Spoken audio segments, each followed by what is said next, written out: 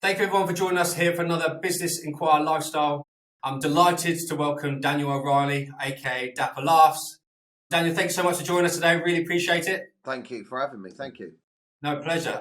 Dan, obviously we have our readers are international, but can you give me a brief overview of how you got into comedy to start off with, and a little bit about your career and your journey as a childhood to start off with? Yeah, so I was one of the first sort of social media influencers, I guess, one of the first content creators online. I started my career personally in acting, so I went to drama school, performing arts school. I'd done musical theatre and that sort of stuff, and I was a keen actor, auditioning for acting roles and stuff like that. And as I got a little bit older, I realised that it was very difficult to get regular work in acting. I started working very young. My parents moved away when I was about, well, my mum and dad broke up when I was young. My mum moved away when I was 15. So I actually moved out just before my 16th birthday. So I was very young. Yeah, so I had to get a job.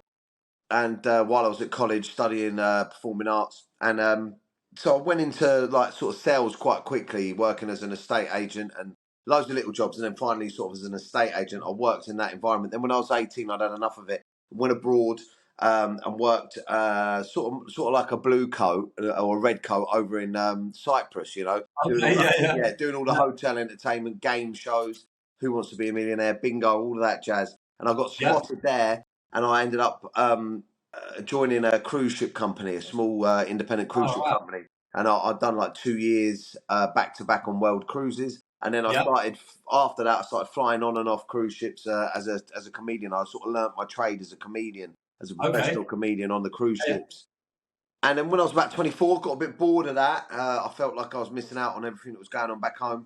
Come back, I had a bit of money and I set up my first business, which was a lessons agency in Clapham. And then I started, I started doing quite well in the lettings agency and running my own business. But that's when I discovered Vine, which was a social media app. And I was getting very frustrated with only being able to go and perform stand-up comedy at the weekends because I was working so much on Vine. It's like 6-second videos. And I started creating content on that when it first came out. And I blew up quite quickly. And then I blew up on Facebook. And then, and then I got my ITV2 show, which was called Dapper Laughs on the Pool. It's very controversial at the time. Around that time, I sold my stake in the business and I went full blown for comedy. And I was doing tours and I'd released some music and then I had this TV show. But it all sort of imploded when I said some silly things on stage. Well, some things that were sort of blown out of context and some silly things. And that coupled with the type of content and the nature of the TV show, it was like a sort of a boiling pot and it all sort of come crashing down. So I had a good few years where I'd been cancelled, really.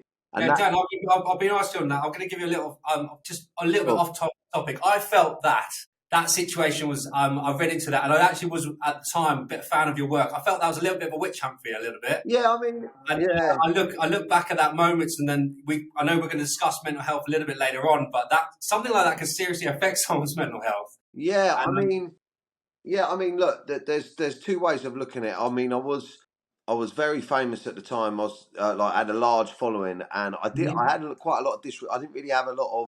I was pushing the boundaries intentionally to be controversial. Do you know what I mean? The controversy would help me grow. So I had a bit of a lack of responsibility for how far I was pushing things, but I do feel like a lot of this.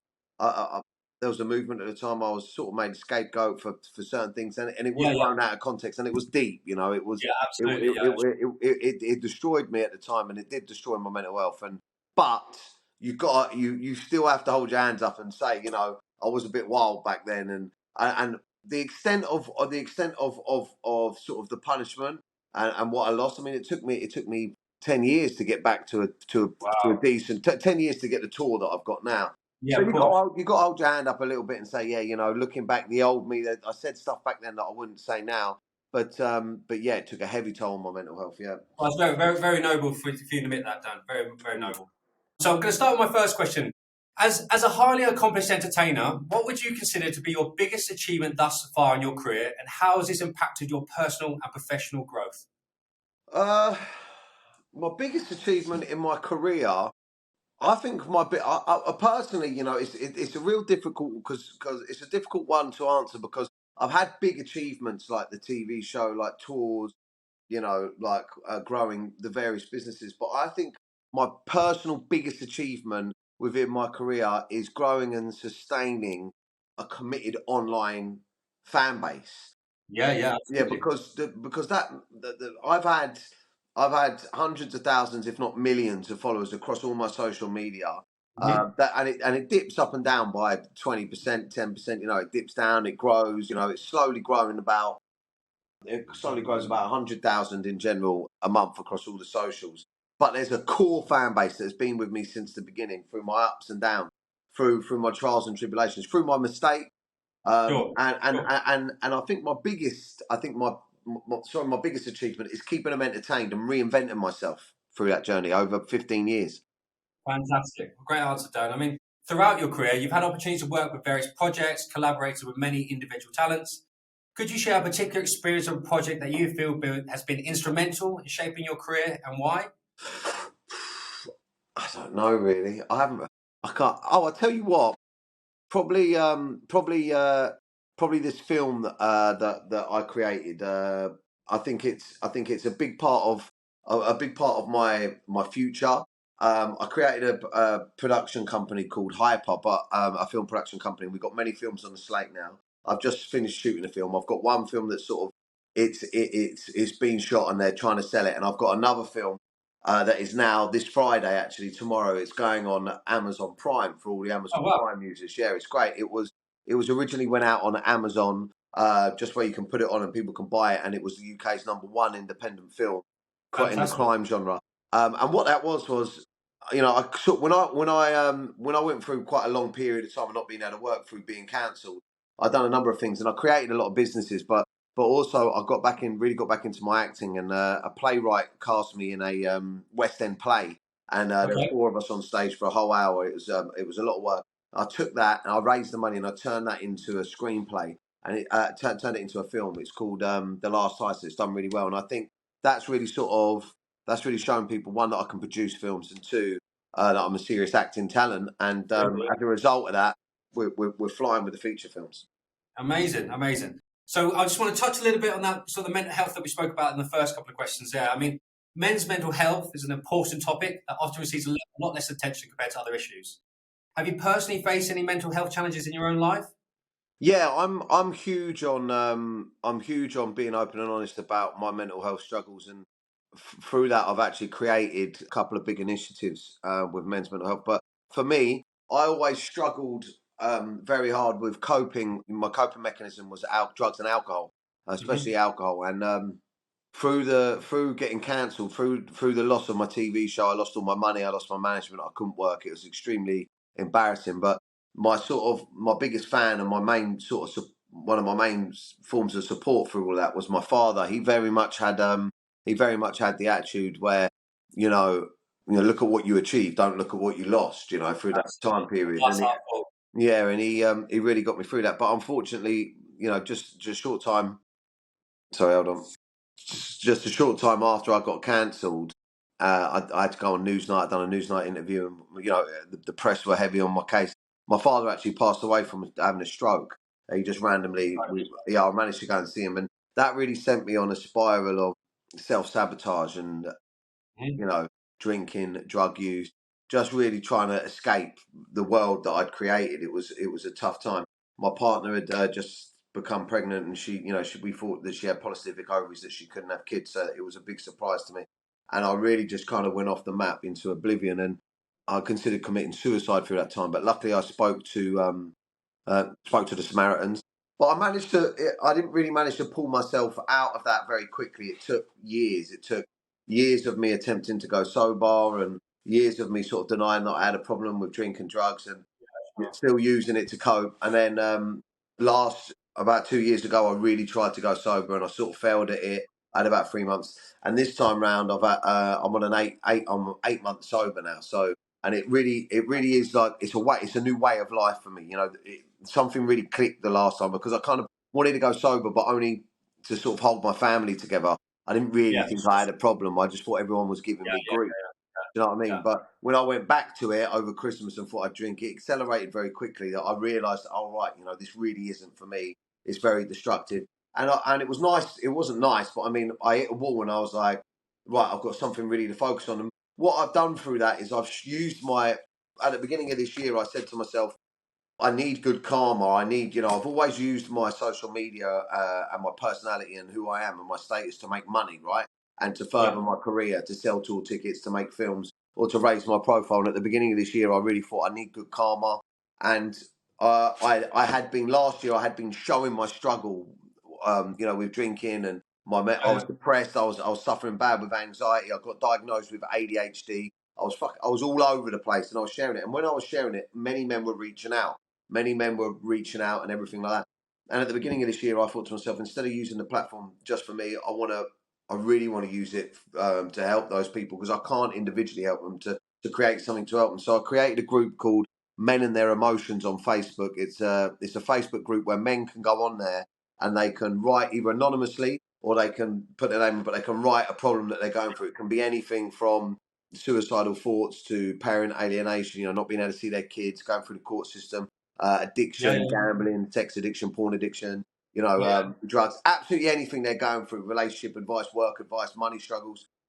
And every single day, every hour, I've got a team now that helps me. Every hour we put posts through, and it's about to hit 40,000 men, and they all chip in and communicate with each other. And I also, off the back of that, through my own sobriety, I created a podcast called Menace to Sobriety that gets a million listens a month, and that's all Amazing. about my journey of sobriety, and more importantly, my journey of sort of being really aggressive with my personal growth and how to be happy on a daily basis, and focusing on what's wrong, what we're doing Yeah. wrong, Yeah. really being honest as men about what Yeah. we're Of course. doing wrong, Yeah. and Sure. writing that in order to have a better life and a better mental health. So I really take that stuff seriously. Yeah.